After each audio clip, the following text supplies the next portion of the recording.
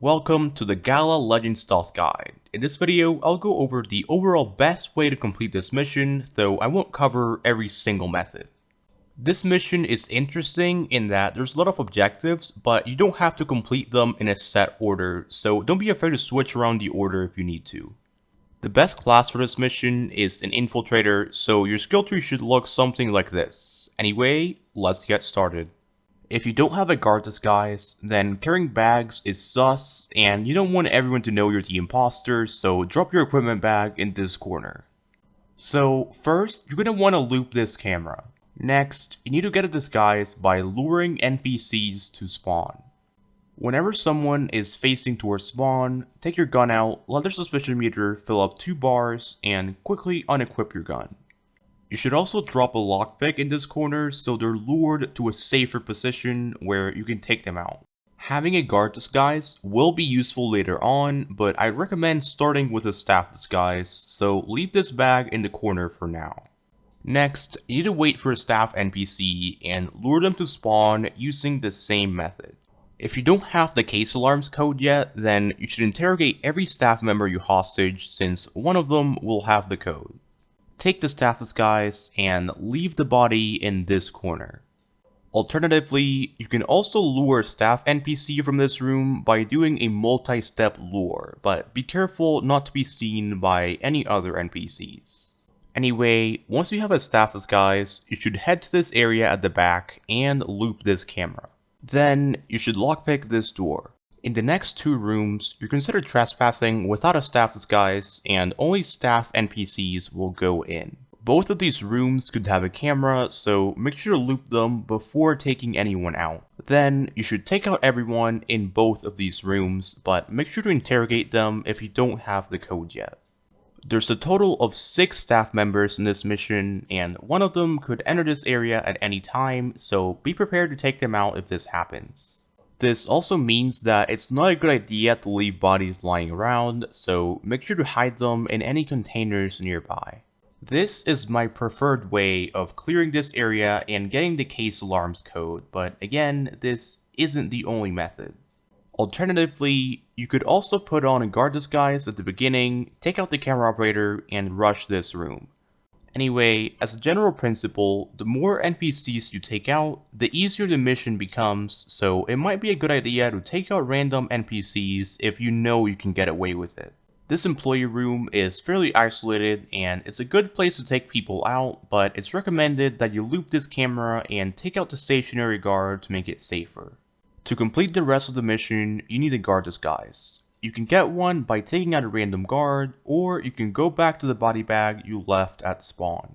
Once you have a guard disguise, you should take out the camera operator.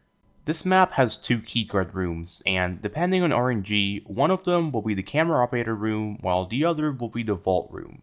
Use your keyguard scrambler to enter the camera operator's room, then knock them out, bag the body, and hide it somewhere safe. Now that you've cleared a decent chunk of the map, it's time to actually complete the objectives. Somewhere in the map is a keypad, which you can use to disable the case alarms. The keypad's location is random, so you may need to look around the map for a while before you find it.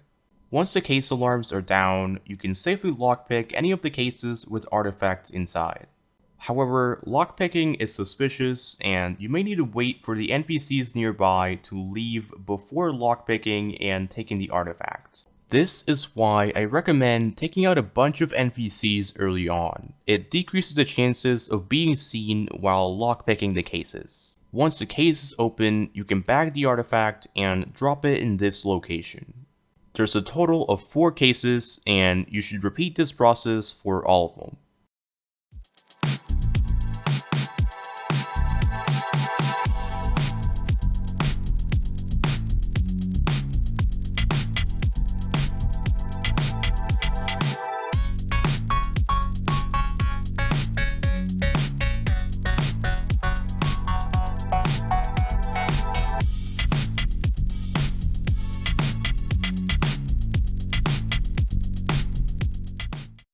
The next step is to open the 3 crates found randomly around the map, which you can do with either a crowbar or a silent drill. However, using a silent drill is very slow, especially if you don't have many overdrill perks, so the crowbar is recommended. The crowbar can be found in a random location around the map, and you'll just have to keep looking until you find it. In this run, I decided to disable the circuit box since it was really close, but you don't need to do this until later. Anyway, the crowbar takes up 6 inventory spaces, so you need to drop your item somewhere to pick it up. This corner is generally a good place to hide items and body bags, and so is the spawn area, but note that the crowbar won't necessarily spawn here, so you may need to travel a lot. Anyway, open each crate with the crowbar, bag the artifact, drop it in this location, and repeat the process. If the crate is inside a keycard room, then you'll have to hide the crowbar somewhere, fetch your keycard scrambler to unlock the door, and then go back for your crowbar, which I know is really annoying.